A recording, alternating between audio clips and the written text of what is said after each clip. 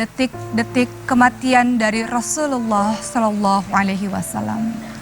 Rasulullah Sallallahu Alaihi Wasallam tidak pernah sakit seumur hidupnya kecuali penyakit demam atau sakit panas dalam badannya.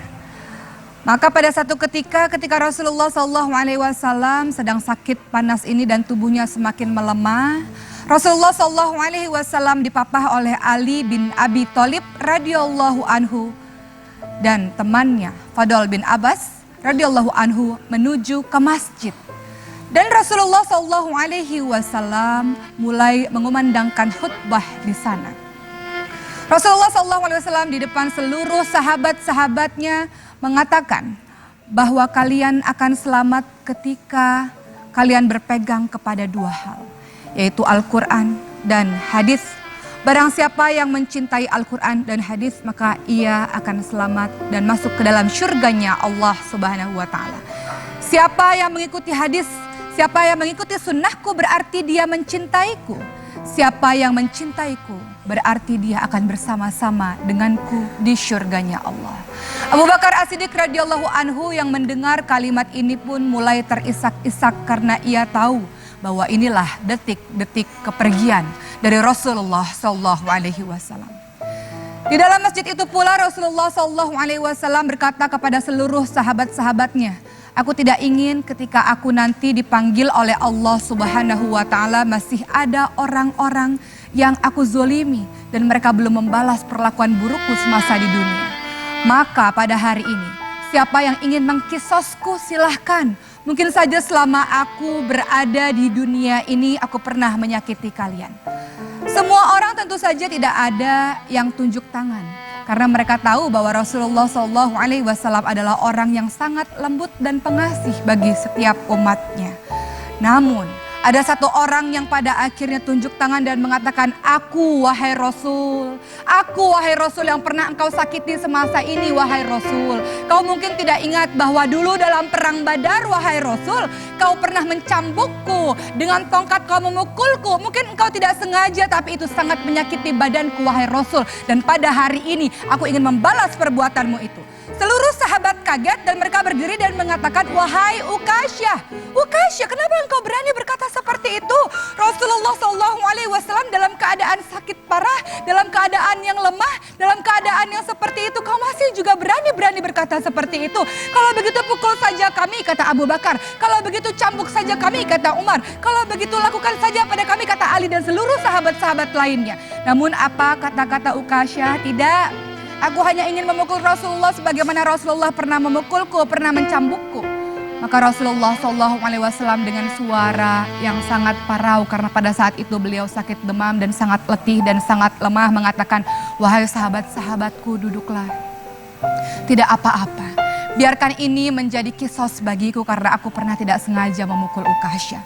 Seluruh sahabat-sahabat pada akhirnya tidak, Rasulullah, tidak mungkin kami membiarkan tubuhmu yang suci ini dipukul oleh Ukasyah. Ukasyah adalah sahabat Rasulullah yang meminta kepada Rasulullah masuk surga tanpa dihisap dan Rasulullah SAW mengatakan itu, mengiyakan itu. Namun Ukasyah berani-beraninya memukul Rasulullah.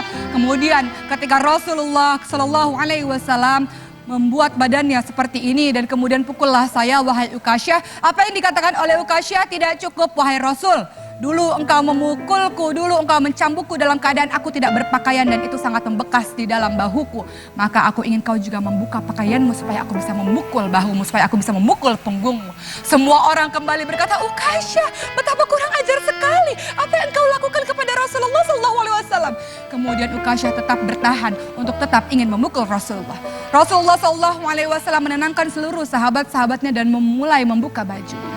Kemudian Rasulullah SAW berkata pada Ukasyah, aku telah membuka bajuku wahai Ukasyah. Silahkan engkau membalas perlakuanku dulu terhadapku. Maka Ukasyah mulai berjalan mendekati Rasulullah SAW dan mulai diputar-putarkan tombaknya itu dan mulai diputar-putarkan tongkatnya dan cambuknya itu dan hendak memukul Rasulullah SAW. Seluruh orang yang berada di masjid itu mulai menangis dan mengatakan, dasar Ukasyah tidak tahu diri, dasar orang yang tidak punya hati. Rasulullah dalam keadaan seperti itu, kau masih bisa berbuat seperti itu.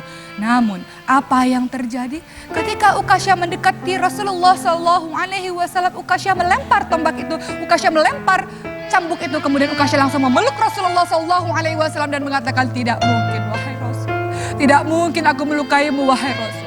Aku hanya ingin memelukmu wahai Rasul. Aku ingin merasakan kulitmu bersentuhan dengan kulitku wahai Rasul. Aku sangat mencintaimu, tidak mungkin aku melukaimu wahai Rasul. Aku lakukan ini semata-mata karena aku begitu ingin memelukmu. Kulit bertemu dengan kulit wahai Rasulullah SAW. Kecintaan Ukasyah pada Rasulullah SAW. Rasul dalam keadaan sangat lemah kembali dipapah oleh Ali bin Abi Thalib dan Fadl bin Abbas untuk kembali ke rumahnya. Pada saat itu matahari sudah mulai meninggi. Pintu Rasulullah SAW dikunci dan di dalam Rasulullah SAW sudah terbaring di pangkuannya Aisyah. Ketika itu ada seseorang yang mengetuk pintu rumah Rasulullah dan Fatimah membuka pintu tersebut. Dan sang laki-laki tersebut berkata kepada Fatimah, aku ingin bertemu dengan ayahmu. Apa kata Fatimah? Tidak bisa wahai pemuda, ayahku sedang sakit. Fatimah lalu menutup pintu tersebut dan kembali kepada sang ayah. Kata Rasulullah SAW sambil menatap wajah Fatimah seakan-akan wajah itu ingin dikenangnya seumur hidupnya, mengatakan, wahai Fatimah, sesungguhnya yang datang adalah malaikat maut. Malaikat maut hendak mengambil nyawaku pada hari ini. Fatimah sudah tidak tahan lagi dan terseduh-seduh dalam tangisannya. Lalu malaikat maut itu masuk ke rumahnya Rasulullah SAW. Dalam keadaan lemah, Rasulullah SAW bertanya kepada malaikat maut, di mana malaikat Jibril? Aku tidak pernah melihat malaikat Jibril selama ini. Di mana dia, kenapa tidak hadir pada hari ini?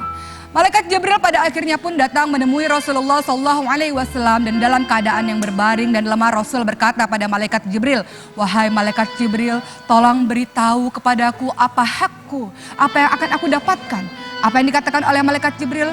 Wahai kekasih Allah, ketahuilah bahwa seluruh malaikat telah menunggumu di pintu-pintu langit, wahai Rasul. Ketahuilah bahwa surga, pintu-pintu surga telah dibukakan untukmu, wahai Rasul. Tapi apa jawaban Rasul? Lalu bagaimana dengan umatku? Ketika aku pergi nanti bagaimana dengan umatku, kata Rasul. Kemudian malaikat Jibril mengatakan, siapa yang mencintaimu, siapa yang mengikuti sunnahmu akan bersama denganmu di surga Allah, wahai Rasulullah. Kemudian yang terjadi adalah malaikat Israel mulai mengambil nyawa Rasulullah perlahan-lahan dari kakinya, perlahan-lahan ditariknya. Kemudian Rasulullah SAW mengatakan, wahai malaikat maut, dahsyatnya sakaratul maut ini. Sakit sekali sakaratul maut ini. Kalau aku tahu rasanya seperti ini, tolong timpakan seluruh rasa sakit sakaratul maut seluruh umatku kepadaku, wahai malaikat maut. Aku tidak ingin mereka merasakan kesakitan yang amat dahsyat seperti ini. Ketika dalam keadaan seperti itu, malaikat Jibril memalingkan mukanya dan Rasulullah SAW berkata pada malaikat Jibril lagi, malaikat Jibril, apakah engkau tidak mau melihatku? Jijikkah engkau melihatku sampai engkau memalingkan wajahmu, tidak mau menghadapku? Apa yang dikatakan oleh malaikat Jibril? Wahai kekasih Allah, tidak ada orang yang mampu melihat wajah kekasih Allah dalam keadaan sakit seperti ini. Tidak akan ada orang yang rela melihat wajah kekasih Allah dalam keadaan yang hendak mati seperti ini. Aku tidak sanggup untuk melihatmu, wahai Rasul. Maka Rasul dengan keadaan yang sangat lemah, yang sangat letih, mulai memanggil Ali bin Abi Thalib dan berbisik-bisik kepada Ali bin Abi Thalib. Ali bin Abi Thalib, tolong sampaikan kepada seluruh umatku, peliharalah sholat dan peliharalah orang-orang miskin. Dalam keadaan mulai satu persatu nafas Rasulullah SAW tersengal-sengal dan seluruh orang sudah mulai menangis. Rasulullah berbisik dengan lemah, umati, umati, umati, umati, umati, umati. Rasulullah SAW memikirkan keadaan kita, keadaan umatnya sepeninggalan Rasulullah SAW. Apakah taat kepada Allah atau maksiat di jalan Allah Subhanahu Wa Taala? Maka di detik-detik kematian Rasulullah menaikkan satu telunjuknya, kemudian mengucapkan La ilaha illallah, La ilaha illallah, La ilaha illallah. Dan pada saat itu juga terpejamlah matanya di pangkuan Aisyah. Seluruh orang menangis dan kemudian kabar matinya Rasulullah SAW mulai tersiar di seluruh penduduk Madinah. Dan semua orang menangis terseduh-seduh, tersayat hati mereka karena kepeninggalan Rasulullah SAW. Umar bin Khattab radhiyallahu anhu yang mendengar kisah ini pun mulai mengambil pedangnya dan mengacungkan pedangnya dengan perasaan marah. Ia mengatakan, siapapun yang mengatakan Rasulullah mati akan aku penggal sepenggal lehernya. Siapapun yang mengatakan Rasulullah telah wafat akan aku bunuh dia. Rasulullah tidak wafat, Rasulullah hanya kembali bertemu dengan Allah, setelah itu kembali lagi bertemu dengan kita. Rasulullah hanya seperti Nabi Musa saja yang bertemu dengan Allah, setelah itu kembali lagi pada umatnya. Jangan sekali-kali kalian mengatakan Rasulullah mati. Begitu kata Umar. Umar begitu terpukul dengan kematian Rasulullah SAW sampai Abu Bakar radhiyallahu anhu menenangkan Umar dan mengatakan, wahai Umar, tidak begitu Umar. Kalau engkau menyembah Rasulullah SAW, ketahuilah bahwa dia adalah seorang manusia biasa yang pada akhirnya kembali kepada Allah Subhanahu wa Ta'ala. Tapi ketika engkau menyembah Allah Subhanahu wa Ta'ala, Allah itu maha abadi, Allah itu tidak pernah mati, maka sembahlah Allah Subhanahu wa Ta'ala. Inilah kisah bagaimana detik-detik wafatnya Rasulullah SAW. Kita mengaku mencintai Rasulullah, maka apa bentuk aplikasimu dalam mencintai Rasulullah? Perkataanmu, salawatmu, dan tindak tandukmu untuk mengikuti sunnah Rasulullah adalah bukti cinta kepada Rasulullah. Kita mengaku rindu pada Rasul. Tentu pada satu hari kita ingin berkumpul pada Rasul di syurganya Allah. Mudah-mudahan kisah kematian Rasulullah ini menjadi satu pembelajaran bagi kita untuk senantiasa ingat mati. Dan secerdas-cerdas orang, kata Rasulullah, adalah mempersiapkan perbekalan untuk menyambut kematian kita, untuk pada akhirnya bertemu dengan Allah sang kekasih abadi dan Rasulullah SAW. Mudah-mudahan bermanfaat. Terima kasih. Wassalamualaikum warahmatullahi wabarakatuh.